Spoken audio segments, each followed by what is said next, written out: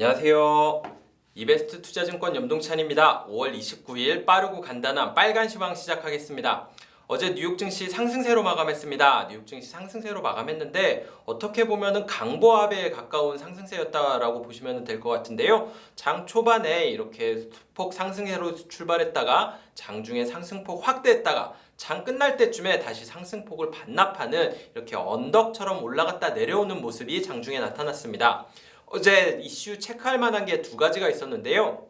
첫 번째는 PC 물가가 발표된 점이고요. 두 번째는 예산안이 발표된 점입니다. 일단 물가에 대해서 말씀드리면은 PC 근원 물가가 예상치가 2.9%였는데 실제치가 3.1%로 예상보다 좀 더 높게 나왔습니다. 이게 어떻게 보면은 인플레이션 부담으로 작용할 수 있는 요인인데요. PC 물가 같은 경우에는 저희가 흔히 쓰는 CPI 물가에 비해서 커버하는 종목도 높고 그러다 보니까 이 변동성도 적고 GDP에서 차지하는 비중도 높기 때문에 연준에서 더 선호하는 물가지수라고 보시면 될 것 같습니다. CPI에 비해 변동성이 적은 PC 물가가 높게 나왔기 때문에 당연히 연준으로는 부담을 느낄 수 있는 요인일 수밖에 없는데요.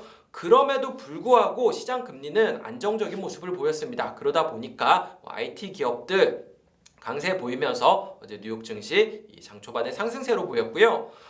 장 후반에 예산안이 발표됐습니다. 현지 시간으로 오후 2시쯤이었던 것 같은데요. 예산안이 발표됐는데 시장에서 예상했던 6조 달러 규모로 그냥 예상대로 나왔습니다. 다만 한 가지 체크할 만한 게 시장에서 조금 우려했었던 자본이득세에 대한 내용은 여기서는 구체적으로 언급되지 않았고요. 재무부에서 법인세 인상에 대한 얘기를 했습니다. 법인세를 인상을 하면은 10년 동안 2.4조 달러 정도의 세수를 확보할 수 있을 것이다. 이 정도의 뉘앙스로 발표를 했는데요.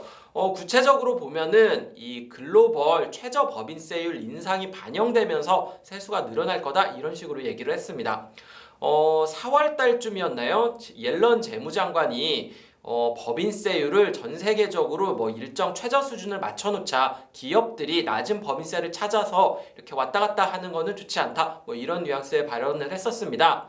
이 법인세 최저세율에 대한 내용이 지난주에 있었던 G7 재무장관 회담에서 어느 정도 이 합의를 이루었다라고 얘기를 했고요. 발표가 있었고요. 다음 주에 그러니까 다음 주 금요일 토요일이죠. 6월 4일 5일인가요? 이때 G7 재무장관 회담이 지난번에는 화상이었고 영국에서 만나서 회의를 하기로 했는데 여기에서 그 내용이 구체적으로 합의를 할 가능성이 높다라고 전망이 형성되어 있습니다.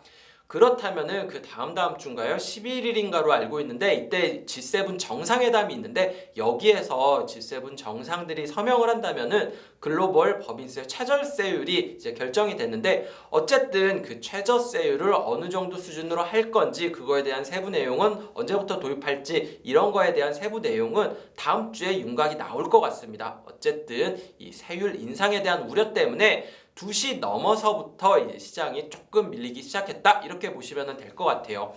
업종별로는 보실 만한 거 한 두 가지 정도 체크해드리면 될 것 같은데요. 일단 지금 실적 발표가 거의 후반부기는 하지만 계속해서 나오고 있습니다. 보통 미국 어닝 시즌 후반부에 이 소비재 기업들이 실적을 발표하는데 어제 장 끝나고 실적이 나온 목요일 장 종료에 실적을 발표한 기업들의 주가가 금요일에 반영되는데요.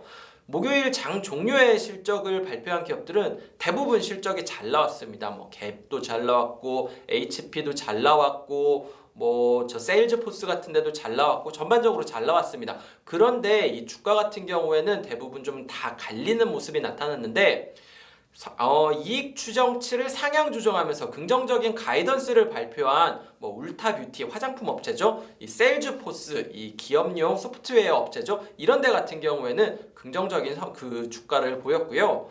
여전히 피크아웃에 대한 우려가 존재하는 갭이라든지 의류 업체죠. 그 다음에 HP 같은 컴퓨터 제조업체 같은 경우에는 주가가 약세를 보였습니다. 갭 같은 경우에는 판매 수요는 좋았지만 이 높은 판매 수요가 올해 연간 내내 개선될 거냐 이거에 대한 의문감이 있었고요. HP 같은 경우에는 컴퓨터를 만드는 회사인데 그러다 보니까 이 사람들이 밖으로 가기 시작하면은 경기가 재개된다면은 이 PC 수요 같은 경우에는 줄어들 수밖에 없었다 이런 우려가 있었습니다. 업종별로 체크할 두 번째 이슈 같은 경우에는 다음 주 월요일 한국 시간으로는 월화 그 사이가 되겠네요. 이때가 미국은 이 메모리얼 데이, 한국으로 하면 현충일로 휴장합니다. 그러다 보니까 오늘 차익 실현 매물이 조금 나왔는데요. 이번 주에 많이 올랐었던 종목들 위주로 차익 실현 매물이 나왔습니다. 대표적인 게 자동차였죠. 포드 같은 경우에는 주간 기준으로 20% 이상 올랐었는데 이 포드 같은 경우에는 약세를 보였고요. 자동차 업체 전반적으로 약세를 보였습니다. 또 추가적으로 기계 업체들이 약세를 보였는데요.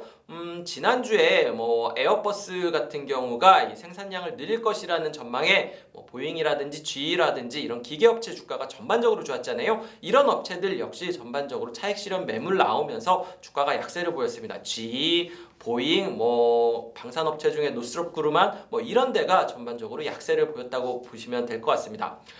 다음 주 월요일 휴장을 앞두고 보통 이런 날은 거래량이 좀 감소하는데 오늘 같은 경우에는 뉴욕 증시 거래량 증가했지만 시장은 인덱스는 그렇게까지 올라가지는 못하고 여전히 장 후반에 차익 실현 매물이 나오는 모습이 이어졌다 이렇게 정리를 하시면 될 것 같습니다.